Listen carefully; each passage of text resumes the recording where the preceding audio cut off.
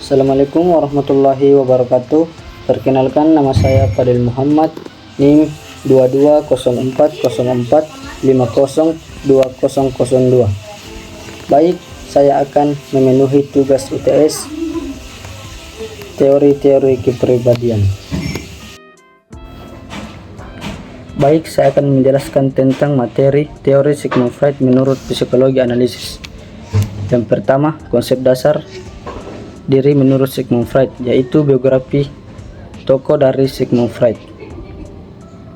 Sigmund Freud lahir pada tahun 1856 di Prague, Bavaria, kini dari Republik Yugoslavia, merupakan seorang ilmuwan psikologi termuka dalam buku Fatih.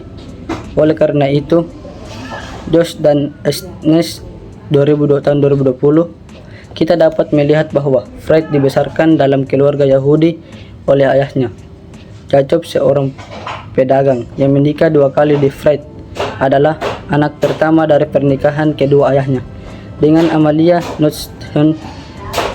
Freud masih kecil. Ia mengalami peristiwa tragis saat akibatnya meninggal pada usia 8 bulan dan secara tak sadar memenuhi perkembangan fisiknya. Pindah ke Vienna pada usia 4 tahun, Freud kemudian menjadi salah satu tokoh sentral dalam pengembangan psikoanalisis. Ia menghadapkan perlawanan terhadap gagasan-gagasan yang anehnya, namun berhasil mengembangkan psikoanalisis menjadi teori psikologi yang berpengaruh. Karya monumennya mencakup The Interface of Time tahun 1000 dan memperkuat teori psikoanalisisnya. Freud juga memberikan penjelasan psikologis atas fenomena psikologis. Pada tahun 1919, ia meninggal dunia setelah menelan dosis morfin yang mematikan, mengakhiri kehidupannya sebagai seorang pengacau dalam dunia psikologi. Struktur dasar kepribadian teori Sigmund Freud. Halimah pada tahun 2018 mengungkapkan bahwa teori Sigmund Freud mengidentifikasi 3 struktur yang membentuk kepribadian. Yang pertama, manusia, id, das es, ego, dan id, superego. Setiap struktur memiliki peran, sifat, komponen, prinsip kerja, dan mekanisme terdiri, meskipun berfungsi secara terpisah. Struktur-struktur ini saling berinteraksi dalam individu, sulit dipisahkan, dan memiliki pengaruh terhadap perilaku manusia. Berikut adalah sistematik struktur kepribadian individu berdasarkan teori Freud. Yang pertama itu id, das es. Id adalah sifat bawaan yang memiliki manusia sejak lahir. Ini adalah aspek biologis dan emosional dan kepribadian manusia. Id berfungsi untuk mengejar dorongan, naluri, dan beroperasi berdasarkan prinsip kesenangan, pleasure principle, yang bertujuan untuk mengurangi ketegangan dan menciptakan kenikmatan. Id tidak membedakan antara kenyataan dan kenyataan dan memperhatikan hambatan atau konsekuensi dan mencapai tujuan. Id dapat dianggap sebagai sumber energi penggerakkan tingkah laku manusia. Yang kedua, ego. That's age. Ego muncul ketika individu memulai berinteraksi dengan lingkungannya. Ini adalah aspek psikologis dari kepribadian yang berfungsi untuk menghubungkan dorongan-dorongan dari id atau realita luar ego, membedakan suara khayalan dan realitas, mengendalikan konflik atas dorongan, dan tentukan sosial serta beroperasi berdasarkan prinsip kenyataan. Yang ketiga itu superego, das Überetz. Superego adalah unsur moral dan keadilan dalam kepribadian manusia. Ini dipengaruhi oleh sosial, nilai tradisional, dan nilai kemasyarakatan yang diajarkan oleh orang tua kepada anak-anaknya. Mereka, superego, lebih berfokus pada kesempurnaan dan moralitas daripada kesenangan hidup. Ini mengikuti prinsip idealitas dan bertujuan membawa individu menuju kepuasan berdasarkan pertimbangan moral dan keadilan berlaku dalam masyarakat. Yang keempat, pribadi sehat dan tidak sehat menurut teori psikologi analisis Sigmund Freud. Pribadi yang sehat seimbang antara id dan ego superego. Pribadi yang sehat memiliki keseimbangan yang baik antara dorongan atau naluriah, id kemampuan berinteraksi dengan realitas, ego dan berinteraksi, norma sosial dan etik. Superego mereka dapat memuaskan dorongan yang hasrat mereka dengan cara yang sesuai dengan sosial. Yang kedua itu fleksibel dan adaptif. Individu yang memiliki kepribadian yang sehat dan beradaptasi dengan lingkungan mereka dan dengan baik. Mereka memiliki kemampuan untuk mengatasi konflik dan eksternal dengan cara yang tidak merugikan diri mereka sendiri atau orang lain. Yang ketiga, kemampuan untuk merasa bahagia dan puas. Pribadi yang sehat dapat mencapai tingkat kepuasan dan bahagia dalam hidup mereka karena mereka memenuhi kebutuhan mereka tanpa melanggar nilai-nilai sosial. Empat, ketegangan yang dikelola dengan baik. Mereka dapat mengelola ketenangan, frustasi, dan konflik secara produktif dan tidak membiarkan mereka mengganggu kesejahteraan mereka. Pribadi yang tidak sehat, yang pertama, disharmonia antara ego dan superego. Pribadi yang tidak sehat mungkin mengalami ketidakseimbangan antara tiga struktur kepribadian. Mereka mungkin cenderung mendominasi oleh id mereka, ego yang lemah dalam mengendalikan dorongan, atau superego sangat kuat dapat menyebabkan perasaan bersalah dan berlebihan. Yang kedua itu konflik internal, tidak dipecahkan individu yang tidak sehat mungkin mengalami konflik atau intes dan tidak mereka intes yang dapat mengganggu fungsi sosial dan psikologis mereka. Materi yang kedua, psikologi analitis Carl Gustav Jung. Biografi Carl Gustav Jung. Carl Gustav Jung lahir di Kassel, Swiss pada tahun 1875. Adalah seorang psikologi yang terkenal. Awalnya tertarik pada agnologi. Ia memilih psikiatri sebagai spesialisnya atau kerjasama awal dengan Sigmund Freud menghasilkan teori alam bawah sadar. Tetapi perbedaan prinsip menyebabkan pencegahan. Jung mengembangkan prinsip-prinsip psikologi. Prinsip menyebabkan pepecahan. Jung mengembangkan prinsip-prinsip psikologi yang berbeda dengan pengaruh filsafat timur, termasuk konsep dalam proses individuasi melalui penelitian etnis dan kepercayaan mistis di seluruh dunia. Ia mengeksplorasi asal-usul dan perkembangan manusia. Yang kedua, konsep dasar filosofi Carl Gustav Jung. Seperti yang kita ketahui pada pembahasan sebelumnya, Carl Gustav Jung merupakan seorang psikologi, psikiater, dan ahli teori kepribadian. Ia terkenal pada tahun 1875 di Swiss dan ia meninggal pada tahun 1961. Karyanya yang sangat berpengaruh dalam bidang psikologi, terutama dalam bidang psikologi analitik. Ia menginspirasi banyak orang dan mempengaruhi berbagai disiplin ilmu. Yang pertama, aktipe. Salah satu konsep ini terkenal yang dikembangkan oleh Jung adalah arketype Jung. Dipercayai bahwa adalah seorang bawaan dalam pikiran manusia yang mencakup gambaran simbol dan ide-ide universal yang muncul secara alami di berbagai budaya dan waktu. Contoh arketype termasuk ibu, bayangan, dan animus.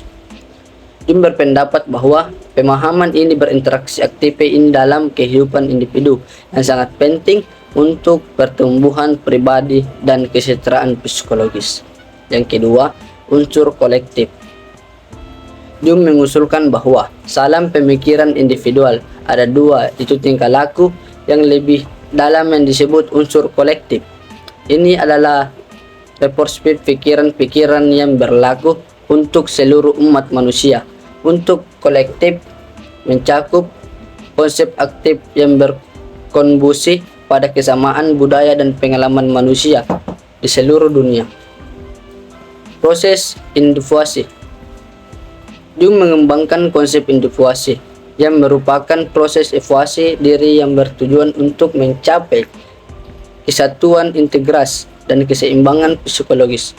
Proses ini melibatkan eksplorasi dan pemahaman diri yang lebih dalam, mengintegrasikan berbagai aspek kepribadian, dan ia mencapai kesadaran diri yang lebih tinggi. Individuasi juga melibatkan dialog dan bayangan, aspek gelar diri, dan animas. Yang keempat, kompleks. Jung memperkenalkan kompleks konteks yang merupakan struktur psikologis yang terdiri dari ide-ide, emosi, dan pengalaman yang terekam dalam tertentu. Kompleks dapat memiliki dampak kuat yang berlaku seorang dapat berkembang sepanjang hidup. Memahami kompleks adalah kunci untuk menjalani proses individuasi. Yang kelima itu fungsi psikologis. Jung mengupakan bahwa ada 4 fungsi psikologis dasar dalam diri manusia, yaitu pemikiran, perasaan, intuisi, dan sensi. Setiap individu memiliki frekuensi tertentu dalam penggunaan fungsi-fungsi ini yang membentuk tipe-tipe kepribadian yang berbeda. Jung mengembangkan teori tipe kepribadian yang melibatkan introversi dan ekstroversi serta fungsi-fungsi psikologis ini.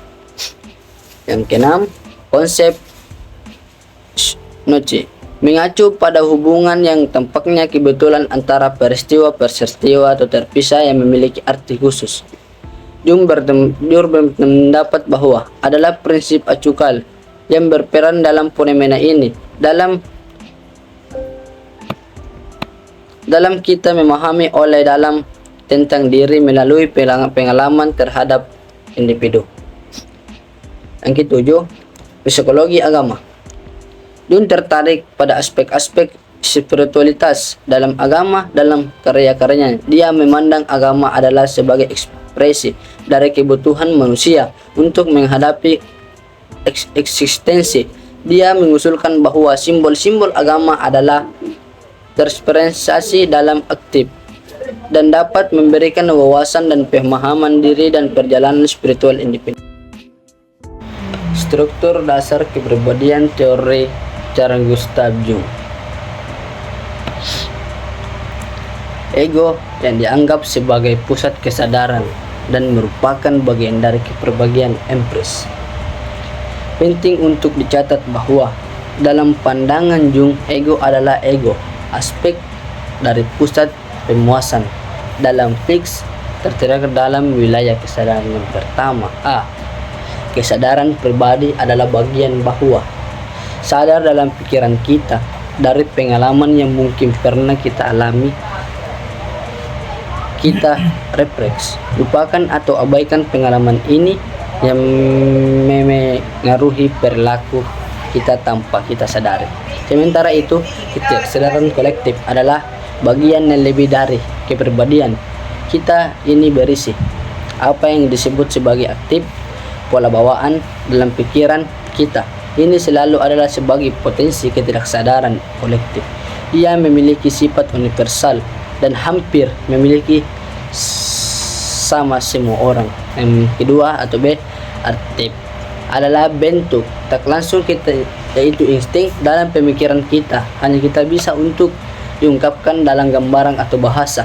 Mereka memberikan gambaran atau visi paham terkait dalam situasi tertentu dalam kehidupan kita. Ada beberapa jenis aktif seperti persona, shadow, anima, dan animus, self, extrovert, dan introvert. Yang ketiga itu atau yang keempat itu pribadi yang sehat dan tidak sehat menurut teori psikologi analitis Carl Gustav Jung. Pribadi yang sehat, individu yang berindividu, pemahaman tentang dirinya sendiri. Orang yang sehat secara psikologis memiliki pemahaman yang baik tentang diri mereka sendiri. Mereka memiliki kesadaran diri yang kuat, termasuk pemahaman tentang kelebihan dan kekurangan pribadi mereka. Yang pertama itu integrasi aktif. Jung berbicara tentang aktif sebagai pola dasar pemikiran dan perilaku yang mendasar dalam psikologi manusia. Orang yang sehat mampu menginformasikan berbagai aspek aktif. Mereka termasuk aktif maskulin dan pemain anime untuk mencapai keseimbangan dalam diri mereka. Yang kedua itu keseimbangan fungsi kognitif. Jung mengidentifikasi 4 fungsi kognitif utama: pemikiran, perasaan, intuisi, dan sensasi. Individu yang sehat dapat menggunakan dan mengintegrasikan fungsi-fungsi ini. Yang ketiga, kesadaran tentang unsur-unsur bayangan. Jung berbicara tentang bayangan sebagai aspek-aspek tidak sadar yang mungkin dapat muncul sebagai proyeksi dalam hubungan. Orang yang sehat mampu mengenali dan bekerja dengan unsur-unsur bayangan mereka tanpa penyeksi dan berlebihan. Yang kedua itu pribadi yang tidak sehat. Yang pertama, ekstrem, di mana fungsi kognitif. Orang yang tidak sehat mungkin terlalu mendorong satu fungsi kognitif, sementara menegakkan yang lain. Misalnya, seorang yang terlalu mendorong fungsi berpikir bisa menjadi sebagai analisis dan dingin, sementara mengabaikan emosi dan emosi. Yang kedua itu penyeksi bayangan dan berlebihan.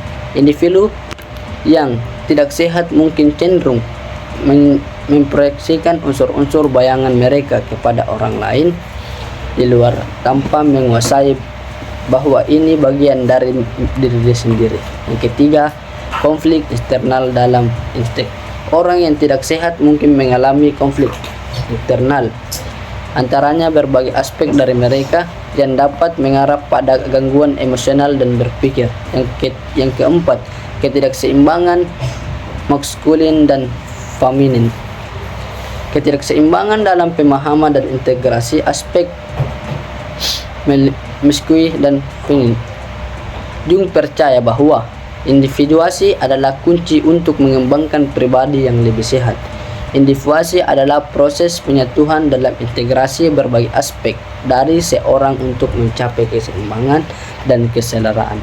Jung juga menggunakan konsep analitik dalam terapi untuk membantu individu memahami dan mengatasi keseimbangan psikologis. Harap dicatat bahwa teori-teori Jung adalah bagian dari pendekatan psikologis yang lebih luas dan tidak luas, selalu relevan dalam semua konteks psikoterapi. Contohnya, pribadi yang sehat menurut Carl Gustav Jung. Yang pertama itu pemahaman tentang diri sendiri, kesadaran diri yang kuat. Yang kedua, memahami kelebihan dan kekurangan diri sendiri. Integrasi aktif, mengintegrasikan aspek-aspek aktif maskulin dan feminin untuk mencapai keseimbangan dalam diri. Contoh ketiga, keseimbangan fungsi kognitif, menggunakan dan mengintegrasikan fungsi kognitif atau pikiran, perasaan, intuisi, sensasi secara seimbang. Yang keempat, kesadaran tentang unsur-unsur bayangan, mengenali dan bekerja dengan unsur-unsur bayangan tanpa penyeksi berlebihan. Contoh pribadi yang tidak sehat menurut Carl Gustav Jung. Yang pertama itu ekstrim, dominasi fungsi kognitif. Contohnya itu terlalu mendorong satu fungsi kognitif sementara menegakkan yang lain. Misalnya berpikir berlebihan. Yang kedua itu proyeksi bayangan yang berlebihan. Contohnya memproyeksikan unsur-unsur bayangan keluar tanpa mengenali bahwa ini adalah bagian dari diri sendiri. Yang ketiga, contoh ketiga itu konflik internal yang intens. Contohnya mengalami konflik mendalam antara berbagai aspek diri dan dapat menyebabkan gangguan emosional dan perilaku. Contoh keempat itu ketidakseimbangan maskulin dan feminin.